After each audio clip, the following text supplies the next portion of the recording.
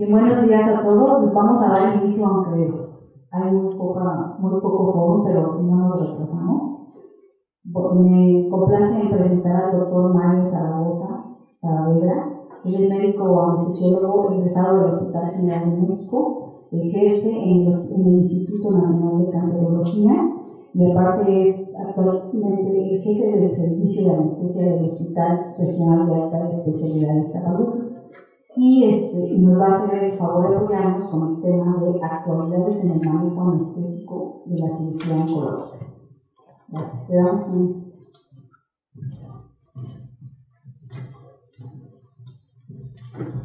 Hola, buenos días. Es un gusto volver a participar en este curso de actualización. Ya llevamos algunos cuantos y en esta ocasión me siento muy contento porque inicio estas charlas, pero también me siento bastante nervioso porque no sé si fue una prueba que me puso la doctora, porque afortunadamente o desafortunadamente puso detrás de mí a gente que fueron mis maestros. Entonces yo me siento aún más angustiado que cuando hice el examen en el R3 para la detección de posición para poder terminar la especialidad. Pero vamos a platicar acerca de lo que es el paciente oncológico y de los grandes cambios y de las grandes alteraciones que presenta. El paciente oncológico en sí, y específicamente la paciente oncológica con algún cáncer de tipo ginecológico, representa un riesgo muy grande. Prácticamente en este tipo de pacientes, a excepción de cervicouterino, a excepción de el cáncer de vulva, la sobrevida llega a ser relativamente larga. Hay alteraciones y polimorfismos muy específicos, y es lo que vamos a hablar. No se angustien, no los voy a aburrir con conceptos un tanto áridos, pero sí es importante porque nosotros como anestesiólogos manejamos todos los días y tenemos contacto todos los días con la aplicación directa de medicamentos, de fármacos, a corriente intravascular y también por vía inhalatoria.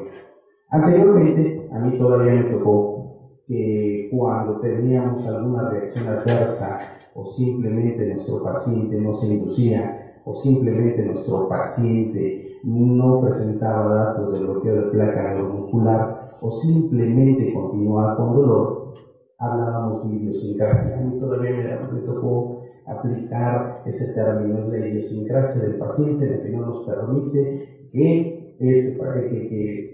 que se induzca adecuadamente, que tenga un buen bloqueo de placa, etc., ¿no? Y bueno, nunca falta el comentario de que pues el paciente ese día no leyó, no entendió lo que es la farmacocinética y la farmacodinámica de los inductores o de los opioides o de los bloqueadores de placa, ¿no?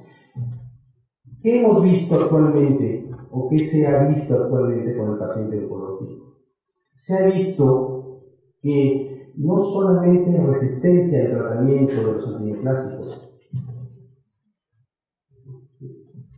no solamente hay resistencia a los antineoplásicos, sino que partimos del hecho de que si hay polimorfismos muy específicos que no permiten que estos medicamentos antineoplásicos actúen, y hay polimorfismos muy específicos que provocan la aparición de una neoplasia, es un hecho de que debe haber polimorfismos muy específicos en estos pacientes que van a provocar cierta resistencia o modificaciones en las ventanas terapéuticas de los medicamentos que utilizamos. Y bien, a mí me gusta iniciar con estas pláticas con una panorámica de lo que es el cáncer. El cáncer lo conocen y se conoce desde hace más de 5.000 años.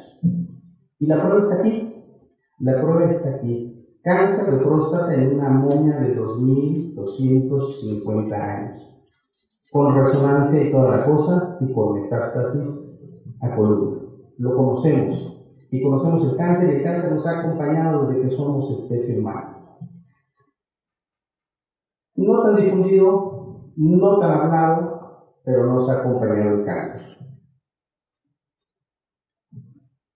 Imhotep, uno de los primeros médicos egipcios, ya hacía referencias muy claras, ya hacía una semiología exquisita de lo que es un tumor, de lo que es una neoplasia. Y hablaba ya inclusive de cáncer de mama. Es impresionante cómo hace más de 2625 años antes de Cristo ya podían o ya identificaban neoplasias.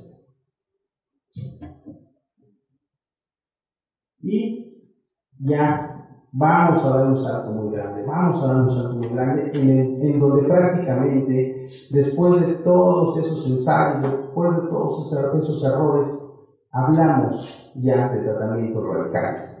Hablamos ya de que aquí no hay tregua, no hay forma de negociar con el cáncer. Son tratamientos radicales y tratamientos altamente agresivos, prácticamente todo en el siglo XIX y parte del siglo XX. Pero fíjense aquí la desesperación, la angustia de lo que era padecer una neoplasia, de lo que era tener dolor por cáncer. Y a mí me gusta mucho esta cita y me gusta mucho leerla porque nos habla de lo que siente, del ambiente en el que se vive un paciente con cáncer. Dice, se ha terminado, ella vestida, baja, con delicadeza y decencia de la mesa, busca a James, luego dirigiéndose al cirujano y a los estudiantes hace una reverencia y en voz baja y clara les pide que la perdonen si se ha portado mal. Los estudiantes lloramos como niños, el cirujano la arroja. Es una descripción de una mastectomía. Y llega a ser tan angustiante padecerlo por cáncer que esto es preferible para algunos pacientes antes de seguir precisamente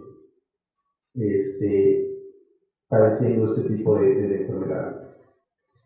Ahora bien, ya vimos lo que es el cáncer en la historia, pero ¿a qué nos enfrentamos actualmente? Nos enfrentamos a una pandemia, literalmente, a una patología específicamente que nos va a alcanzar. Y nos ha alcanzado y nos ha rebasado, y ya prácticamente el día 4 de febrero de cada año es el Día Internacional de la Lucha contra el Cáncer. Únicamente para aliviar la carga mundial, la prevención y el aumento de la calidad de vida. ¿Sí? Prácticamente estamos en una lucha constante contra el cáncer. Es la segunda causa de muerte, pero atrás de las enfermedades cardiovasculares, atrás del síndrome metabólico. Pero si a las enfermedades cardiovasculares el síndrome metabólico los descomponemos en diferentes patologías, resulta ser que el cáncer es la primera causa de muerte.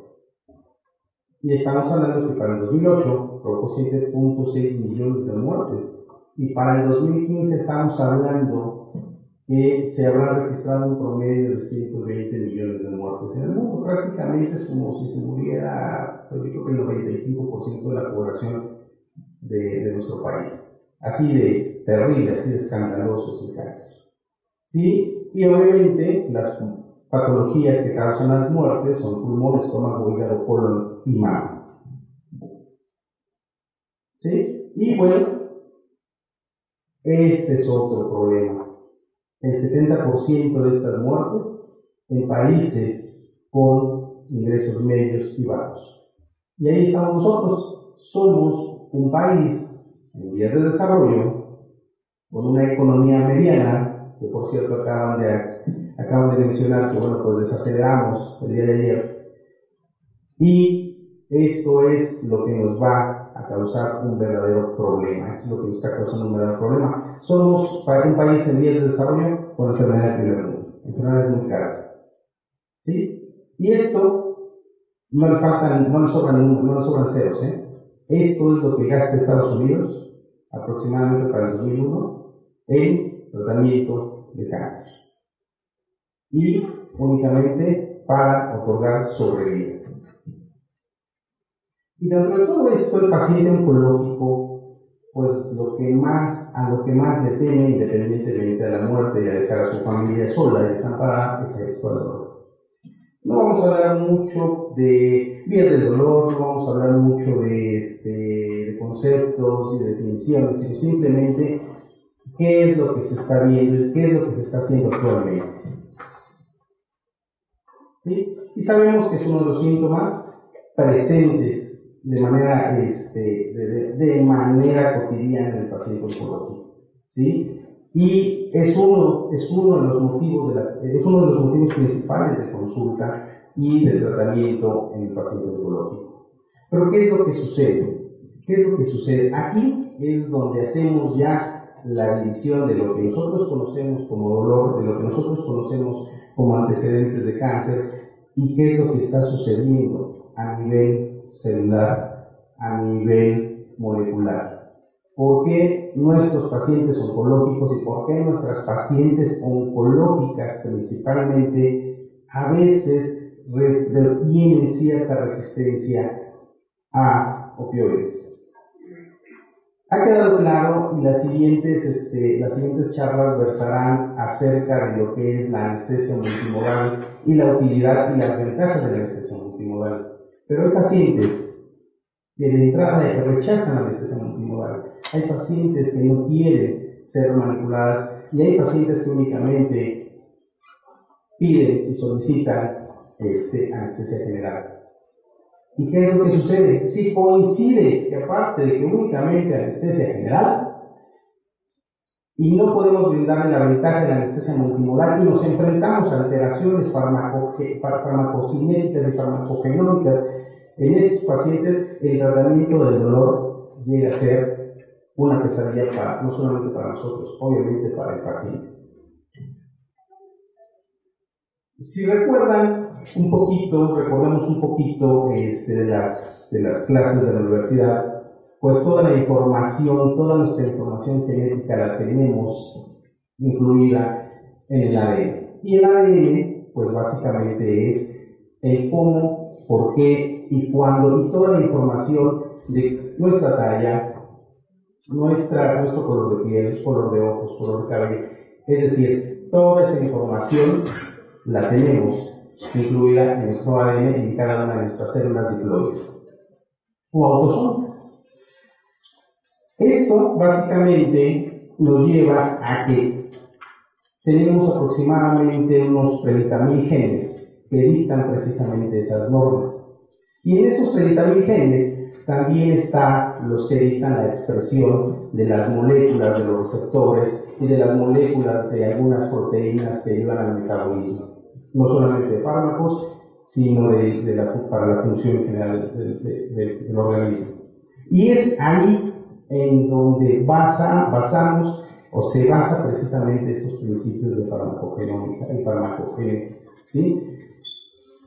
Cuando se presenta un polimorfismo, ¿y un polimorfismo qué es? No es más que la sustitución de una base nitrogenada que estaba programada de manera adecuada en nuestra secuenciación y por algún motivo se cambia y produce una transformación en esa secuencia. Eso le llamamos polimorfismo. Para que un polimorfismo se pueda ser significativo, debe estar presente en el 1 o 2% de la población.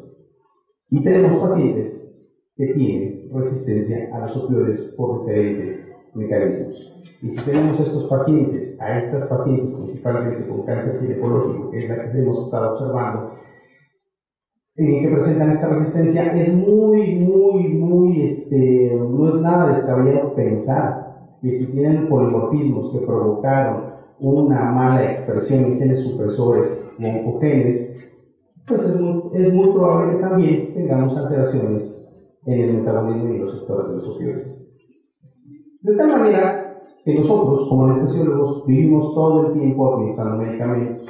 Y estas reacciones ya se habían definido. Vamos a hablar un poquito de historia, ¿sí? Reacciones adversas causadas por reacciones enzimáticas. Eso ya se venía describiendo de una manera muy escueta, de una manera muy empírica, ¿sí? En la primera mitad del siglo pasado. Ya para finales de los 50, Vogel, que es prácticamente el que definió la farmacogenética, es precisamente esa variación de los genes en cada individuo que lo pueden hacer susceptible a ser sensible o no ser sensible a los medicamentos. Y como lo repito, a mí todavía me tocó utilizar este concepto de idiosincrasia, pero de lo que realmente estábamos hablando era de polimorfismos o de alteraciones a nivel de la expresión de genes que no nos permitían o que permitían un efecto más acentuado en nuestros pacientes. Ya más adelantito, ya para la década de los 70, pues ya habíamos comprendido, ya se había comprendido mejor esta dinámica, esta modificación a nivel molecular, que es lo que sucedía con los medicamentos. Y bueno, básicamente con la secuenciación completa del genoma humano nos pudimos dar cuenta de lo que era, o se podían dar cuenta de qué era lo que pasaba, ¿no? Hay polimorfismos muy específicos que provocan alteraciones tanto en receptores como en vías metabólicas de los fármacos. Y bueno, dos vertientes. La primera, la farmacogenética, que dice y hablaba de la transmisión hereditaria de las anomalías enzimáticas responsables precisamente de los efectos diversos de los medicamentos. Pero eso está muy escueto, muy ambiguo. Lo que queremos y lo que se hizo, lo que se hizo es hacerlo más fino, ¿sí? Hablar a nivel molecular, hablar a nivel de genes, qué es lo que estaba sucediendo y qué es lo que sucedía con estos medicamentos. Entonces, se acuñó y se definió prácticamente la farmacogenética, hablando específicamente del genotipo que repercutía precisamente en los efectos de los medicamentos. Y bueno, esto está fundamentado, como les decía, en que no todos los medicamentos son efectivos en todos los pacientes. Y desafortunadamente en México, a pesar de que ya tenemos nuestro Instituto Nacional de Medicina Genómica, todavía hay muchos aspectos de respuestas a medicamentos que no están bien documentados. Entonces, la información que tenemos es básicamente sajona, pero es muy representativa. Es muy representativa porque prácticamente Estados Unidos registra 100,000 muertes por año por efectos adversos a fármacos, y estamos hablando de poblaciones todavía más viejas, como las del Reino Unido, están hablando de 1 de cada 15 ingresos hospitalarios por reacciones adversas a fármacos. Y esto habla de una diferencia genética y de la individualidad de cada persona a responder precisamente a medicamentos. Todo esto viene ahorita muy general. ¿Qué es lo que vamos a hacer y a dónde vamos? Precisamente a diseñar tratamientos individualizados, óptimos para cada paciente, y obviamente optimizar el rendimiento y la utilización de los medicamentos, sus fármacos, y evitar efectos adversos. Esto es lo que buscamos y esto es lo que se necesita. Y para nuestro motor, prácticamente estos estudios de farmacogenética y farmacogenómica se han multiplicado de manera exponencial. ¿Por qué? Porque nos ha permitido entender qué es lo que pasa con cada uno de los pacientes a los que sometemos a cirugía y a los que sometemos constantemente a la aplicación de medicamentos, en este caso opioides, que es lo que nos interesa. Y bueno, ¿qué es lo que sucede? Como les comentaba, la farmacogenómica está enfocada no solamente a variaciones específicas, está enfocada también a la explicación de variables farmacocinéticas y farmacodinámicas. Hay alteraciones a nivel de las vías enzimáticas del citocromo P450, y muy específica esta específica. ¿Por qué? Porque esta interviene básicamente en el metabolismo precisamente de los opioides, y afectan precisamente, hay algunos otros que vamos a ver que afectan a los receptores, específicamente receptores Mu, y tienen una implicación directa en la farmacodinámica. Otra vez, un pedacito más del dolor oncológico, porque ahora sí vamos a entrar de lleno a lo que nos interesa. ¿Sí? Esto. ¿Sí? Esto es a lo que le teme el paciente oncológico. Esto. ¿Sí?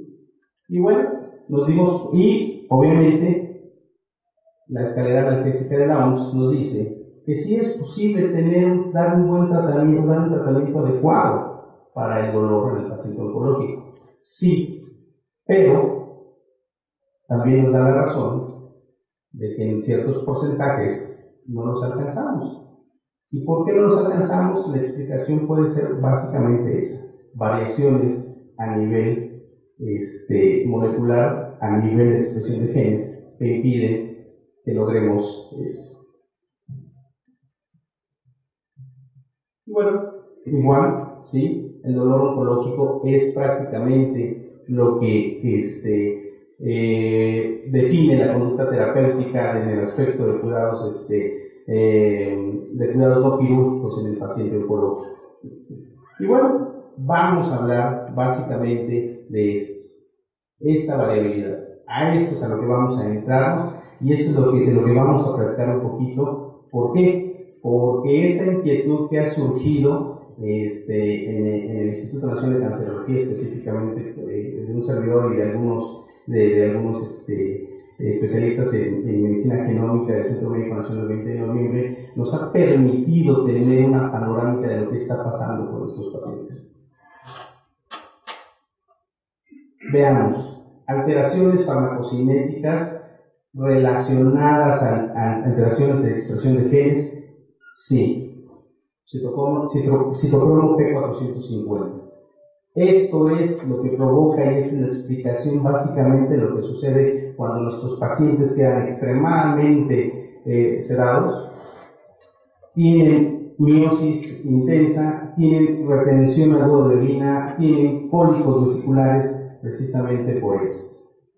O simplemente no tienen respuesta a los opioides. Esto es importante porque específicamente D2,6 específico es uno de los factores, es una de las alteraciones a nivel molecular que provocan la resistencia precisamente a opioides. ¿Y qué es lo que sucede?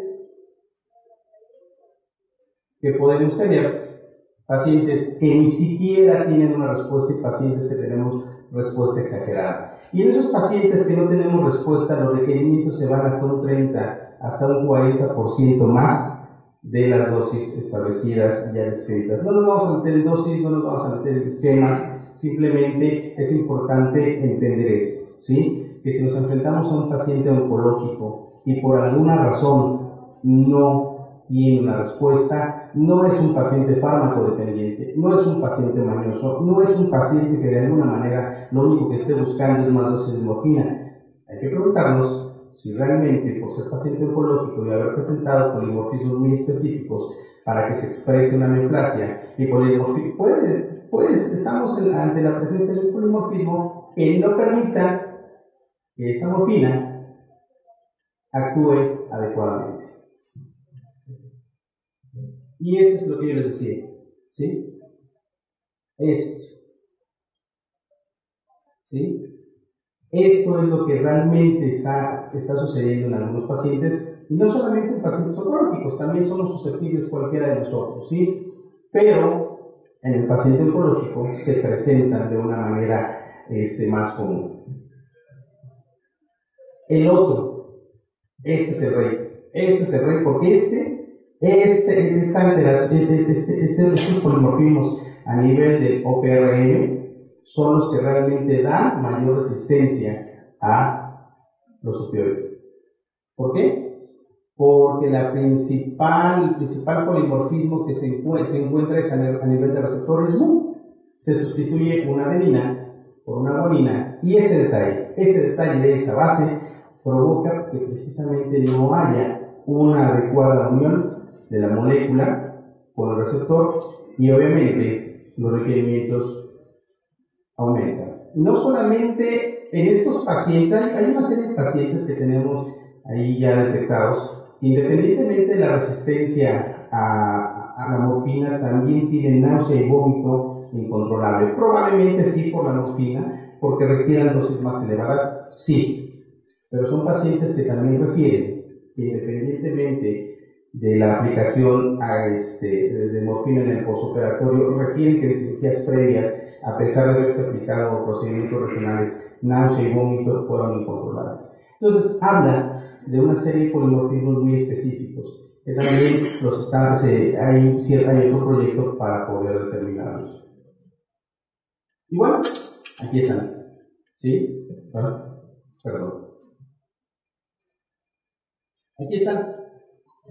A nivel molecular, aquí está. A nivel molecular, aquí está el problema. ¿Sí? A nivel de la cadena externa, precisamente, es en donde tenemos este problema de cambio de adenina con guanina. ¿Sí? Es en este sitio donde precisamente cuando se presenta este polimorfismo adenina por guanina, provoca esta unión defectuosa y por consiguiente dosis elevadas de opioides. Y lo que veíamos en la otra gráfica es precisamente la identificación de la secuencia de ese gen. Y cuando hablamos de esto, de este estado homocigoto, quiere decir que se presenta en los dos pares, en el par de cromosomas. Cuando hablamos de heterocigoto se presenta en uno, y en muchas ocasiones cuando es heterocigoto no es significativo, es decir, no da repercusiones clínicas. Pero cuando estamos hablando de un polimorfismo en estado homocigoto, quiere decir que se presenta en el par. Y eso sí es significativo, porque entonces sí tenemos alteraciones en el control de dolor, específicamente por morfina. Estamos hablando de morfina, porque, bueno, pues ya se ha definido que, bueno, pues uno de los estándares específicos para el control de dolor agudo postoperatorio. Otro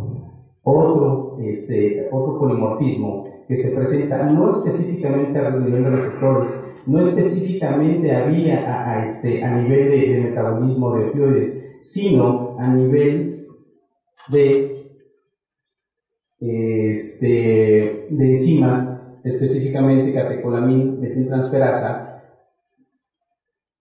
que de alguna manera cuando tenemos algún polimorfismo en la expresión de la enzima, el paciente no refiere dolor o refiere a una sensación de dolor intenso, pero no es exclusivo, o no en este caso estamos hablando de alteraciones a nivel de receptores ni a nivel de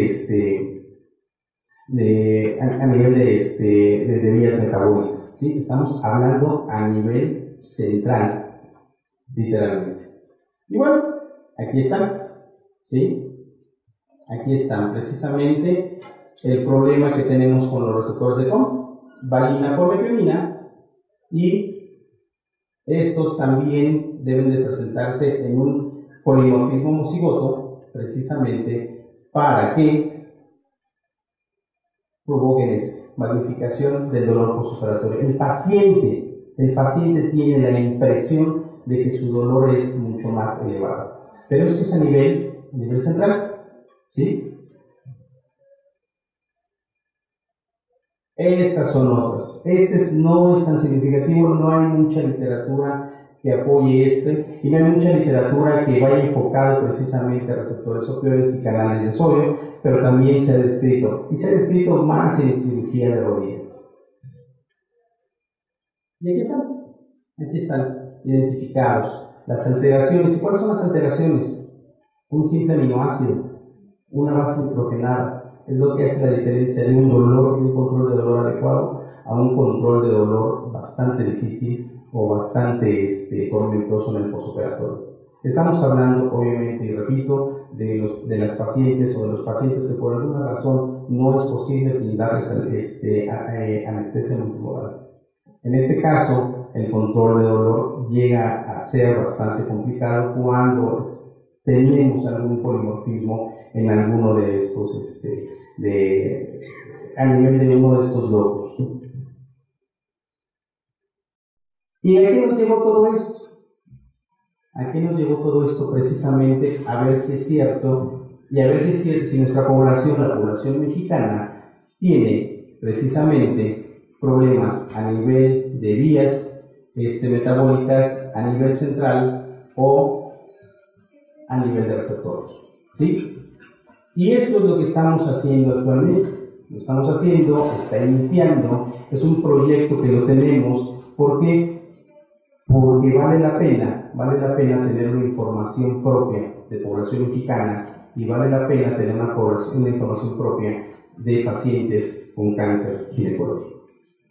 ¿Y qué es lo que queremos determinar? Es esta asociación precisamente de polimorfismos a nivel de vías, a nivel de receptores y a nivel central, y la relación precisamente con el control de dolor agudo postoperatorio con el uso de morfina. Y determinar si efectivamente si se presentan estas alteraciones, estos polimorfismos, es verdad que tenemos que los pacientes o que las pacientes elevan sus requerimientos hasta en un 20, 40, inclusive un 50%. Es bastante largo, sí, pero va a valer la pena. Va a valer la pena porque nosotros como anestesiólogos a veces nos encajonamos en la aplicación casi empírica y únicamente reaccionamos a la respuesta. Y ya nuestra obligación es ser todavía más científicos, más específicos y tratar de explicarnos el porqué. Y esto es lo que tratamos de hacer. Lo tratamos de hacer en este estudio multicéntrico. Y de alguna manera quería que lo supieran, quería platicarlo con ustedes porque esto nos puede llevar a poder plantear y enriquecer nuestro genoma, el genoma propio del mexicano, y establecer polimorfismos muy específicos que nos va a permitir darle el tratamiento adecuado y en las dosis adecuadas y disminuyendo los efectos colaterales y adversos de los medicamentos a cada uno de nuestros pacientes. Es un tanto utópico, pero estamos en camino y si las posibilidades nos lo permiten, pues hay que hacerlo. Y bueno, es lo que les decía, ¿sí? Es lo que les decía, nos interesa ser más específicos, más exactos en las dosis y en la prescripción de medicamentos. Y saber si el medicamento no nos sirve utilizarlo hasta alcanzar dosis tóxicas o efectos adversos o efectos indeseables. Les agradezco mucho y estoy a sus órdenes.